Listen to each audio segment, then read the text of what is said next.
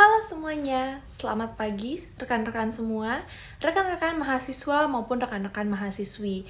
Sebelum kita memulai kelas tamu pada hari ini, izinkan saya untuk memperkenalkan diri. Nama saya Mariela Febrina, saya adalah utusan dari Komisi Perlindungan Perempuan dan Anak Provinsi Jawa Timur. Kali ini saya berkesempatan untuk hadir di dalam kuliah tamu yang diadakan oleh Pendidikan Luar Sekolah UNESA yang bekerja sama dengan Komisaris Perlindungan Perempuan dan Anak Provinsi Jawa Timur.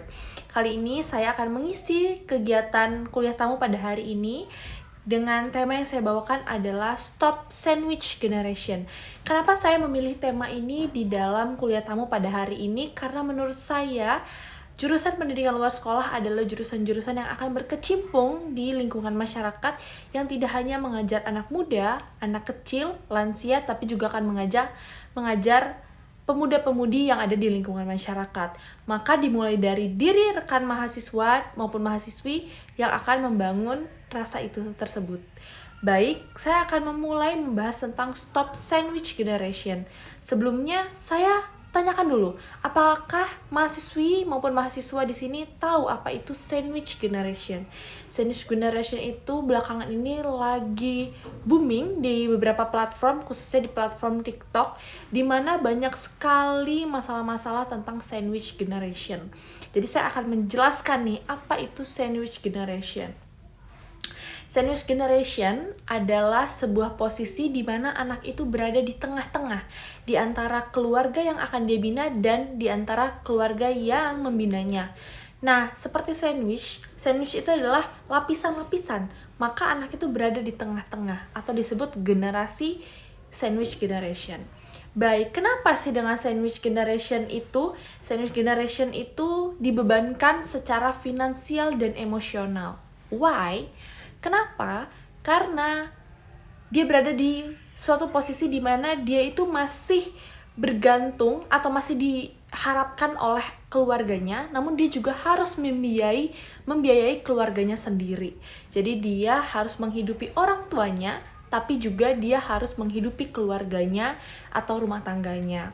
Wah, mungkin orang berpikir, ya sudah, itu adalah konsekuensi. No, itu adalah masalah yang berasal dari titik awal. Siapa titik awalnya? Kita tidak menyalahkan orang tuanya, kita juga tidak menyalahkan keadaannya, apalagi di masa sekarang mungkin kita tidak bisa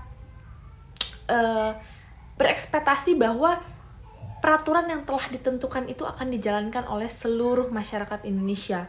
Ada yang karena budaya, ada yang karena lain hal, kita mungkin tidak bisa mengkontrol itu.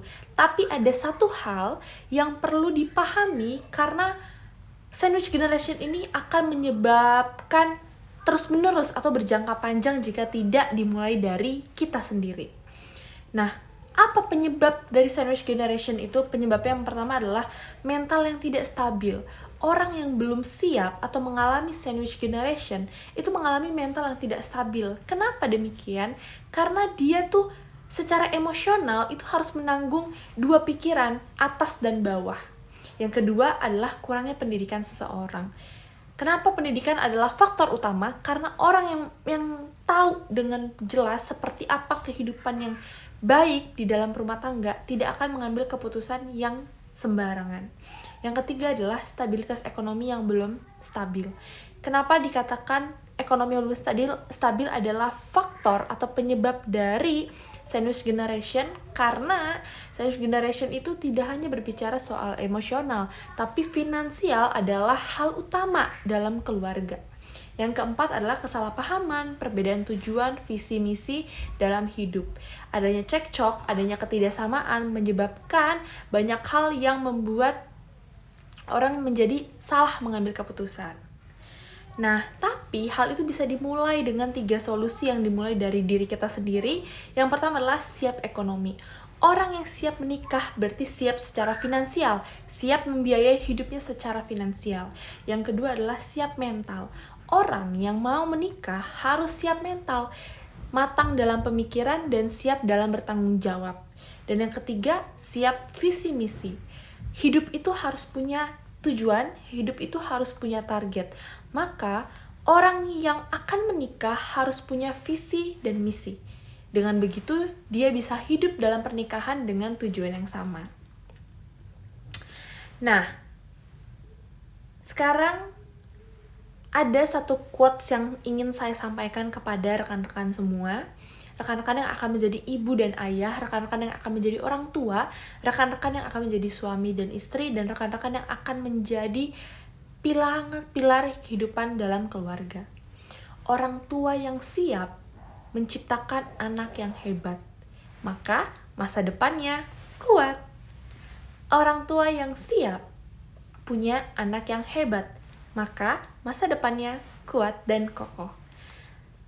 Jadi, mulai dari keluarga kita sendiri. Baik, mungkin ada satu ataupun lain hal yang ingin ditanyakan, saya persilahkan untuk ditanyakan. Terima kasih. Semoga materi pembelajaran mata kuliah tamu pada hari ini memberikan manfaat, memberikan hal baru, dan memberikan persiapan yang saya harapkan. Sekian kelas tamu kita pada hari ini. Sekian dan terima kasih.